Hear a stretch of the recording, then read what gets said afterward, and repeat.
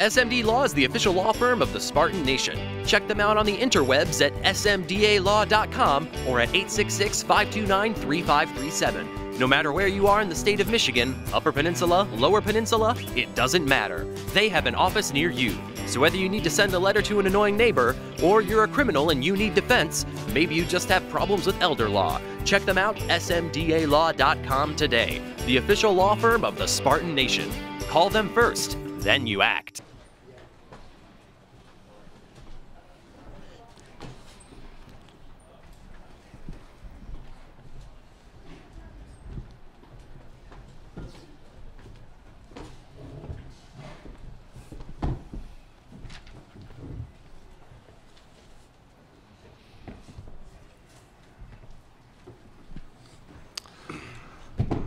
We'll ask Coach Gard to make an opening statement, then go to questions for the three students first. Coach? Okay, obviously a tough locker room, but I couldn't be more proud of how they've grown together. As I told them even before today, I don't know if there's a more improved team. There's not a more improved team in the league. I don't know across the country if there's a team that's come as far as this group has to what they've had to overcome and what they've worked through and how they've grown. So short here today, and it ends on an extremely bitter note, but proud of how they've grown. We went toe-to-toe the last two games with them, with Michigan State. Credit to Tom and his group. Made enough plays when they needed to, and we didn't come up with enough rebounds when we needed to. But like I said, proud of these guys to my right and the rest of the group in the locker room as we've grown over the last 30 days or so. Questions for the three students, please raise your hand. We'll get the mic to you. We'll start down here in front.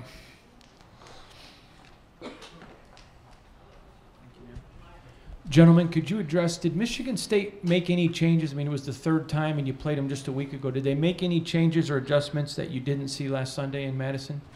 Ethan, would you take that one, please? I didn't see any, no. Other questions?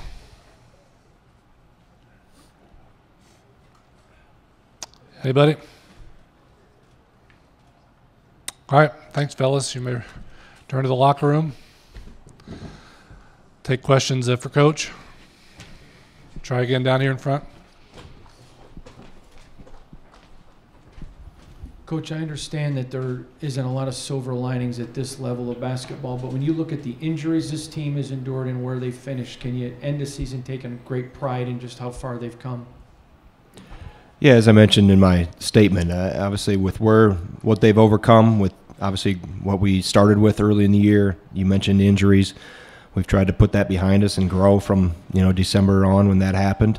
And how they've been able to persevere and continue to get better. I mean, from where we were I think those two guys went out December 4th or 5th to where we are now. We didn't. The problem was by the time we got out of the nest, so to speak, it was a little too late in terms of this past month. This team is kind of a microcosm of our players over the years. We've been very successful with a lot of late bloomers, guys that have really sprung into their own as juniors and seniors. We don't have any seniors, and just a couple juniors that are playing. And this team was much the same way. It was a late blooming team. Unfortunately, like I said, December and January weren't. Early December and January weren't as kind to us, but proud of how they persevered. There have been a lot of teams across the country that would have folded up shop and quit a long time ago. When we were 3-9 in the league or whatever we were at one point, but this group kept persevering and battling and getting better. And unfortunately, we didn't have enough today, nor enough earlier in the year to be able to keep playing in the NCAA tournament, which I know everybody in that locker room, that was the goal, was to try to win this thing to get there.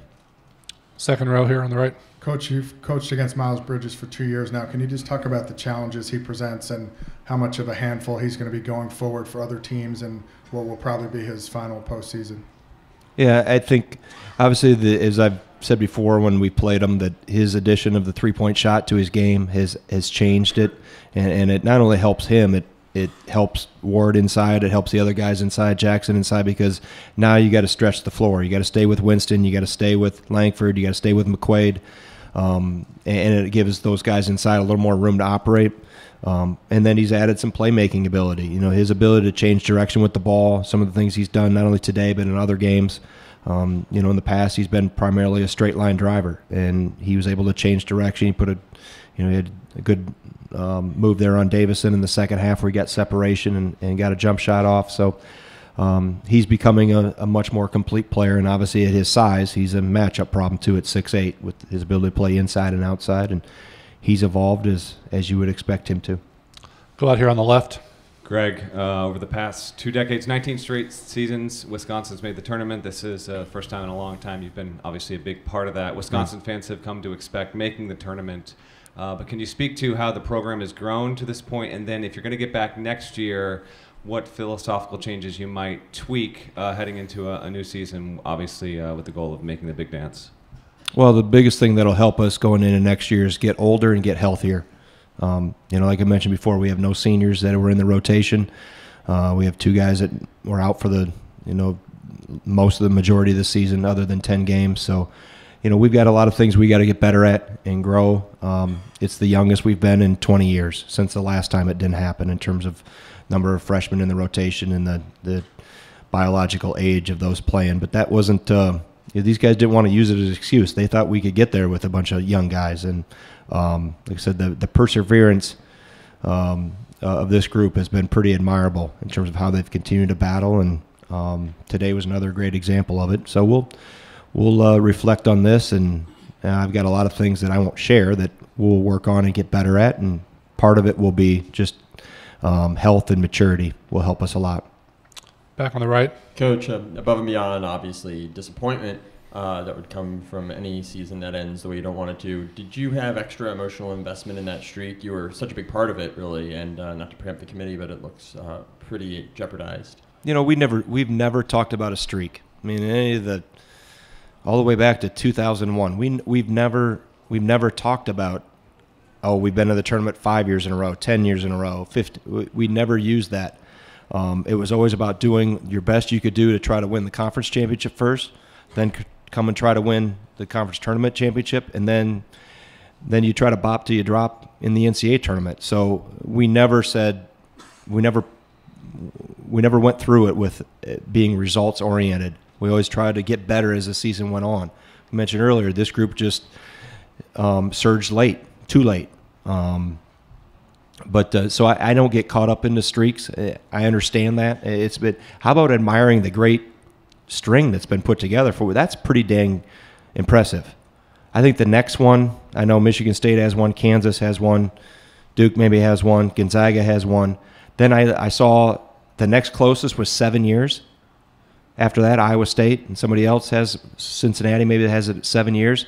How about applauding those 19 teams that were able to make it? I'll tell you what, there's a lot more that can go wrong than can go right. If you have injuries or have things happen at the wrong time to you, there's a lot of teams that would have, 400 and some Division I teams, and we're only one of 4 or 5 that has string this long. So I think we reflect back and admire the coaches and the players and the tradition that's been established, and appreciate that, because that's pretty special. 19 years in a row is hard. And obviously there's a few that Michigan State has a string that's going at 20 or something like that, but that's hard to do. And our goal will be try to get back there next year, not with the idea that we're going to start 19 in a row again. Let's just do the best we can do to get ready for next year, try to go win the Big Ten championship, and take that process-oriented approach. Take a couple more right down here first. Coach, I haven't played them before, preparing for them. What adjustments did you make for the athleticism and length this time around? Well, I think the one thing that we didn't do a good enough job, especially the second half today, is keep them off the glass. And we had that happened a little bit in Madison, and that's one of their pillars. They hit the offensive glass pretty hard. I think we gave up 13 offensive rebounds in the second half on 19 missed shots, and it's almost 70% of the misses. That's too many, and that extended possessions that allowed them to do what they do and helped or hurt us from being able to maybe expand upon a lead that we had or catch them closer.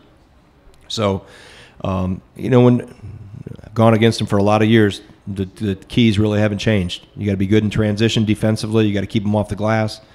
They're very good defensively. Jackson makes a whole difference for them compared to years past, just because of his shot blocking at the rim. So yeah, they're a pretty complete team. Last one out here on the right. Greg, on Jackson, it's a second straight game they switched to that lineup with him at the 5 down the stretch of the game. Just what difference does that look give them, and what is the impact there? Well, I think it's not only Jackson at the 5, but I think it's Bridges at the 4, because we went with our more mobile 4 down the stretch too, and a lean forward. So they're doing some things to counter what we were doing in terms of trying to stretch the floor more with our 4-man. So I think it was more somewhat, I don't know, because I haven't asked Tom about his rotations or who he has in, but I know they were trying to match what we were doing with forward a little bit too, and going a little more mobile and smaller on the perimeter, and they've done that before. Bridges has played the forward a lot in the past. We're going to sneak in one last one here on the aisle. Yeah, Coach, how would you evaluate the overall strength of the Big Ten this season compared to what it's been in the 3 seasons since it increased to 14 teams? I don't think it gets enough credit. I think obviously we've got 3 or 4 or 5 at the top that obviously get a lot of but the middle. I mean, here it is. We finished in, 9th? And we have back-to-back games like this with the first-place team. And you've seen that across the board. Watch what Rutgers has done. Rutgers played Michigan State. Tough both times. Overtime in East Lansing, and what they've done here in the previous 2 games. So it doesn't get maybe the attention, and everybody thinks the Big Ten is down.